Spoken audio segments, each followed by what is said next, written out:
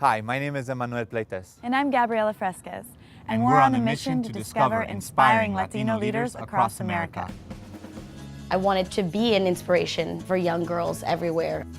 From Los Angeles to New York City, with Phoenix, El Paso, and Chicago in between. Hey, no te olvides de Miami. And Miami. Gabriela and I will be interviewing leaders who are making a difference in their communities today. I understand sometimes you gotta leave the community to come back and give back, but I think some of us are forgetting to come back. Yes! Yes! This is reality. These are the facts. From the faces you know to the faces you should know. We'll be dropping in on the lives of those who make Latinos proud to be Latinos. We hope they inspire you like they inspire us. This is Inspira. Salud. Salud.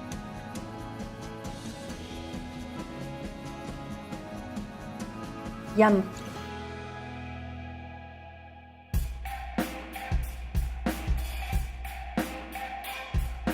For our very first segment, Gabriela and I decided to start out close to home, right here in East Los Angeles. I was able to reach out to one of my childhood mentors, Robert Zardeneta.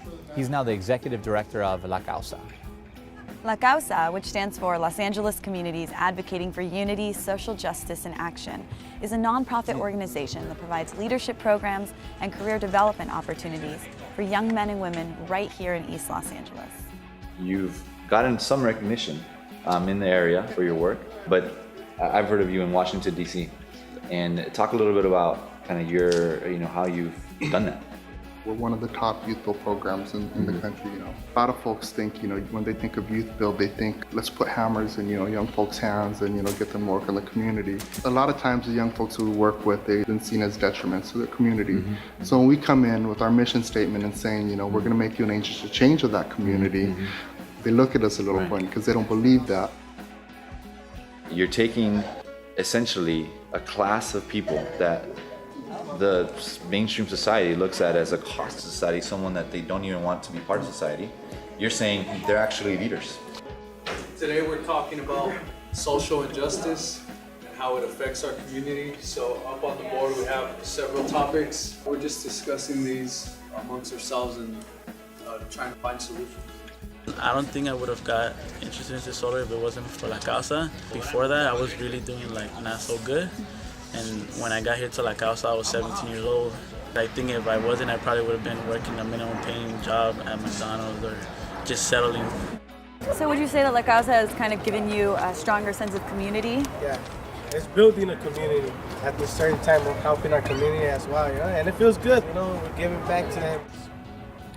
It's amazing to see the impact that Robert's had on these students. Do you know what inspired him to teach or who? I do. The person who inspired Robert actually inspired me. He was one of my best friends in middle school.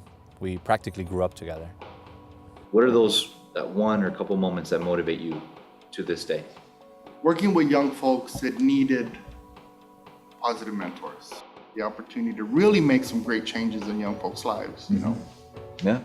Look at you. I'm one of them. Yeah, so in your class, there was you who was at one of the extreme, and then there was David Guerrero, who was kind of, you could say was at the other side of the extreme. I wanted so bad for him to be successful because I was kind of living vicariously through a lot of, these young folks. And I remember one day, that he came back to visit, and he was high. He stank of weed, and he was fire-eyed, and I was so disappointed. I was so let down, and it hurt. It hurt seeing a young person that I cared about so much, under the influence. And, I looked back and I was like self-reflective. I was like, wow, this is what I put my father through. And I regret, not embracing him and telling, and, really kind of, not having a better heart-to-heart with him. Because I think that might have changed for the better. What actually happened to David? So David came back his senior year to high school, got his high school diploma. We walked on stage together. He went on to go to Cal State LA, had a 3.8 GPA. He was a director of the Gang Risk Intervention Program, keeping kids off the streets. Unfortunately, a couple years into college, an old gang feud caught up with him, and he's no longer with us. I didn't realize, the importance of the work that I did, I think, until that moment. There's just so many hidden gems in our neighborhood of the folks that, kind of fall between the cracks. And those are the folks that I wanted to work with. The Davids, that just need lots of love and lots of support and lots of positive mentoring. He was one of my inspirations for doing all this stuff. Wow. Wow. Thank you for sharing, Robert. And his story is something I think about constantly, if not daily sometimes. So, there's a lot of Davids out there. Yeah. That need La Causa. Yeah. Need other things like La Causa.